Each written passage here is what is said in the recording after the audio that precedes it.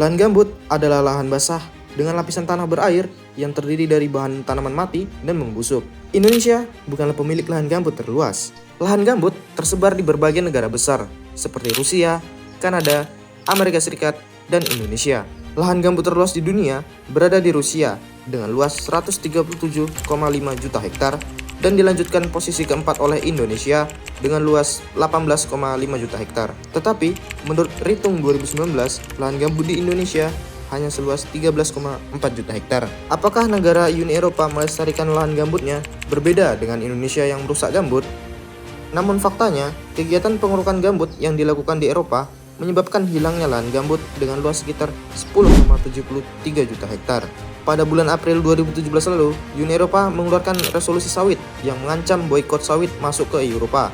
Salah satu alasannya karena sebagian kebun sawit dikembangkan di lahan gambut. Tentu saja, rencana boikot sawit tersebut mendapat kritikan tajam dari negara produsen minyak sawit, khususnya Indonesia dan Malaysia.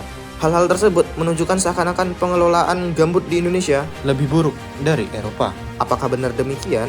Data-data ternyata berkata lain. Berdasarkan laporan Fuel Pit Industry in Europe, Eropa bukan melestarikan gambut, melainkan sudah lama merusak gambut yang ada di Eropa dengan menambang gambut seperti batu bara dan dibakar sebagai bahan bakar atau energi. Saat ini, setidaknya ada 117 pembangkit listrik yang menggunakan gambut sebagai bahan bakar dan 651 perusahaan produsen gambut yang tersebar di Finlandia, Irlandia, Swedia, dan negara Eropa lainnya. Penambangan gambut untuk bahan bakar tersebut sudah sejak dahulu dilakukan Eropa. Karena itu, tidak mengherankan jika lahan gambut Eropa tiap tahun berkurang atau hilang. Selain menghasilkan polusi udara yang pekat, gambut juga menghasilkan emisi karbon ke udara yang menyebabkan pemanasan global. Gambut yang ditambang dan kemudian dibakar pastilah merusak gambut itu sendiri. Setiap tahun, jutaan kubik gambut ditambang dan dibakar di Eropa. Berbeda dengan di Eropa, lahan gambut di Indonesia ditanami tanaman termasuk untuk kebun sawit.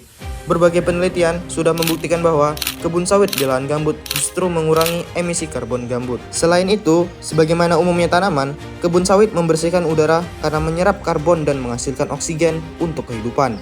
Karena itu, pemanfaatan lahan gambut untuk kebun sawit justru memperbaiki lingkungan. Dengan demikian, dapat disimpulkan bahwa luasnya lahan gambut yang hilang dari daratan Eropa membuktikan Eropa tidak menjaga kelestarian lahan gambut. Berbeda dengan Indonesia yang hanya memiliki lahan gambut seluas 13,4 juta hektar, di mana 41% dimanfaatkan untuk pertanian perkebunan dan sisanya 59% digunakan sebagai kawasan lindung gambut.